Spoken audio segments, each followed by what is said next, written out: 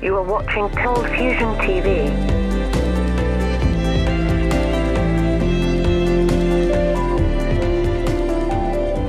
Hi, welcome to another Cold Fusion video. The Internet. It was originally born out of sheer panic of the United States after the launch of Sputnik 1 from the Soviets.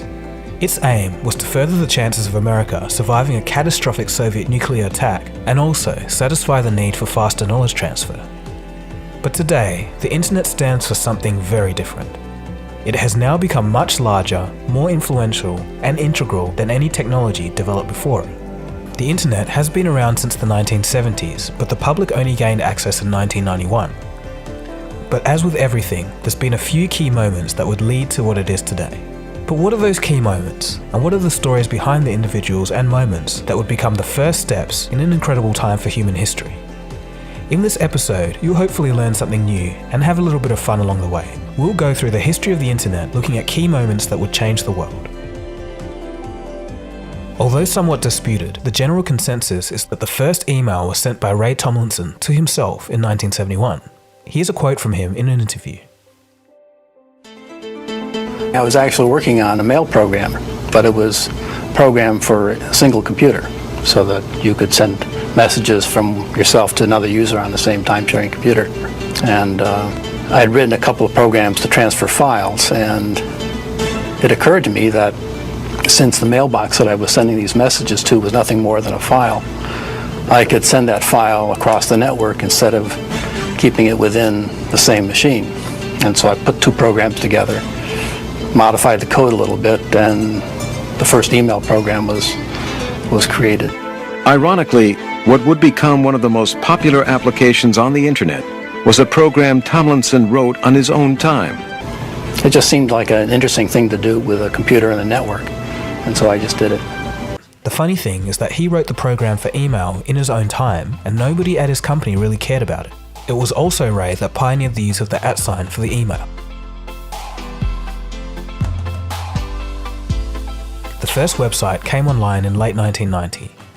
At the time, Tim Berners-Lee was working at CERN Laboratories. He wanted to make the Internet easier to use. At the time, you literally had to be an expert in computer commands just to work the Internet. He wanted to link information together and let users browse at will by themselves. What he had in mind was the World Wide Web. Well, it was in 1989, and the Internet already existed in that you could send email, but there was no websites, so there was no HTTP, there was no HTML, there was no space or things you could click through.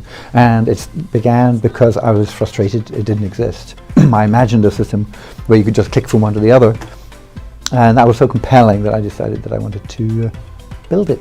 And on the 20th of December 1990, the first web page was put up, and you're looking at it right now. For the first time, the Internet was within reach of the average person.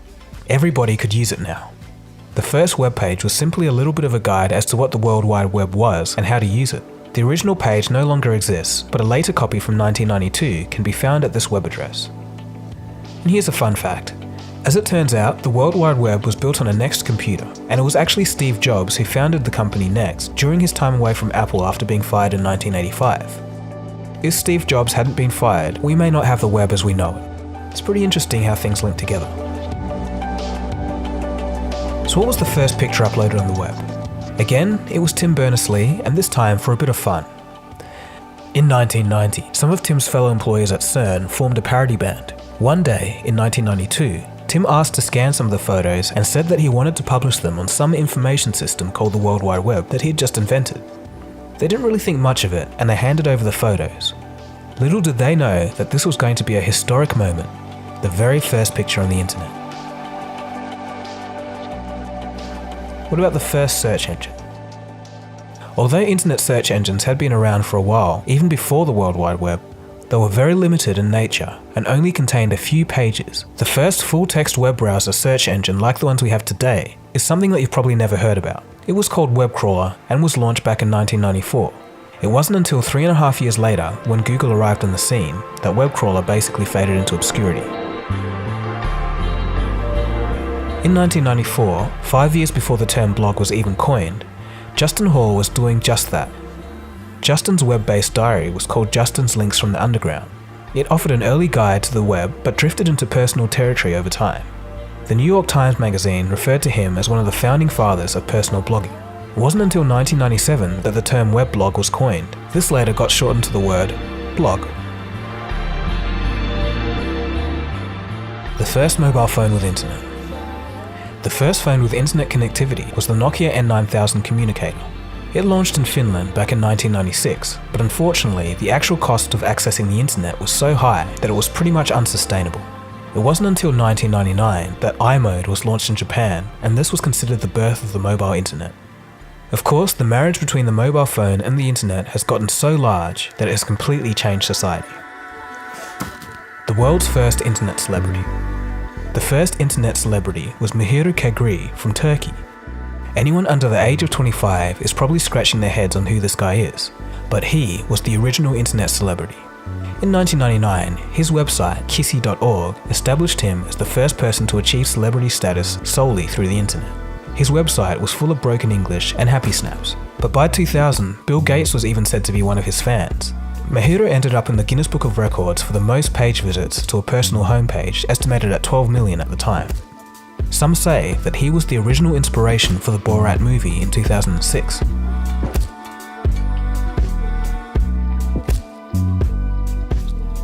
The first words ever said on Skype. The first words to be said on Skype weren't in English, but in Estonian, the mother tongue of the country that invented the technology. In April of 2003, 5 words were added by a member of the development team. The English translation was, "Hello, can you hear me?" I guess it's only fitting.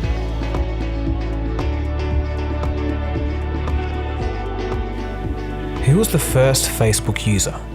Ignoring Facebook's current controversy and calls for Mark Zuckerberg to resign, it might be interesting to take a look at the very first person to sign up to Facebook.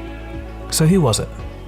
The first real person on Facebook was actually ID number 4. The first 3 accounts were just for user testing. As you can guess, ID number 4 was Mark Zuckerberg himself. The first non-founder to join Facebook was Ari Hasid, a university student from Israel. Now with around 2 billion monthly users, it's fair to say that he started something. The first YouTube video. So I'm sure a lot of you have probably seen this before, but the first video posted on YouTube was by Jared Karim at the San Diego Zoo. It was uploaded on April 23rd, 2005 and has been watched over 57 million times. Keep in mind that at the time when they posted this video, they had no idea how big YouTube was going to be. It was just a fun technical project for them. What was the first tweet? The first tweet was written by co-founder Jack Dorsey on March 21st, 2006. It simply read, "Just setting up my Twitter." So what about the first Instagram post? The first photo posted on Instagram was uploaded on July 26, 2010 by Instagram CEO and co-founder Kevin Systrom. It was a photo of his dog, a golden retriever, next to a taco stand. So we've travelled from 1971 to 2010. Many of the events that we've covered were the very first steps in movements that would change the way society interacts and communicates. So this last one is at the top of the list, not because of its date or significance, but because of its relevance to the modern internet. The first meme. It goes without saying that traditional memes have had their day, and more often than not, they fade into obscurity pretty fast. The story of the first meme is actually pretty interesting, and the answer depends on how you look at it. The very first meme could be recognized as the smiley face. It was first posted on the 19th of September 1982 by Scott Fahlman during his time at Carnegie Mellon University. He noticed that there was no way of expressing human emotion between text-based forum conversations between computers. Because of this, it was chaos.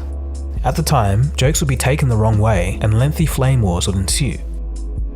Scott came up with the elegant solution of a smiley face, and it soon caught on quickly and spread to other universities. We were being silly late at night. We were sending these things around, messages, and I proposed this thing. And I thought it was just another silly message that I sent. I didn't keep a copy of it. And I noticed about a week later that people were starting to use it around Carnegie Mellon. A couple of weeks later that we got a message back from some colleagues on the west coast of the US, and they were using it too now. And they were starting to make these long lists, of many different emoticons. I only claim responsibility for the colon minus and the parenthesis, the smiley face and the frowny face with the nose. So some of you would not be satisfied with that definition of meme. So let's take a look at the first meme that is recognizable as a meme today. This meme is simply known as the dancing baby. It was first set loose on the 22nd of October 1996. The Dancing Baby originated as a collection of experimental testing data files of a product sample for a then groundbreaking 3D character animation software. The software was called Character Studio. This baby was the first truly viral meme as we know it today. It found its way onto hit shows at the time like Ally McBeal and Third Rock from the Sun, and even The Simpsons. And many of you who are old enough will still immediately recognize it today. So there you go. So that is literally how many aspects of the internet that you're used to seeing and using every day started out. But there's a bit of a somber tone to the end of this video. As many of you may or may not know, the internet as we know it will be coming to an end in early 2019. This is thanks to the European Union, originally an organisation which was meant to facilitate free trade and free travel within Europe, but slowly grew out of control when no one seemed to notice. Now the organisation is so powerful that these unelected leaders has decided to write their own laws that will result in the backbone of the internet, hyperlinks, actually being taxed, and copyright laws so strict that all websites including YouTube, social media, or any website at all that just allows users to post will be forced not to allow user content and only allow content from trusted parties to avoid liability under these new regulations. The result will most likely be that only big companies will be allowed to post content because they own the rights and the website hosts can trust them, and everybody else gets left out. This proposal is known as Article 13. There are real concerns about the effect of Article 13 on freedom of expression, raised by experts ranging from the UN Special Rapporteur David Kay to the inventor of the World Wide Web, Sir Tim Berners-Lee. And there are real concerns voiced by our citizens. Just yesterday, I received a petition signed by almost 1 million people against the jury committee mandate. Huge controversy still exists about the methods proposed. Something's not right here.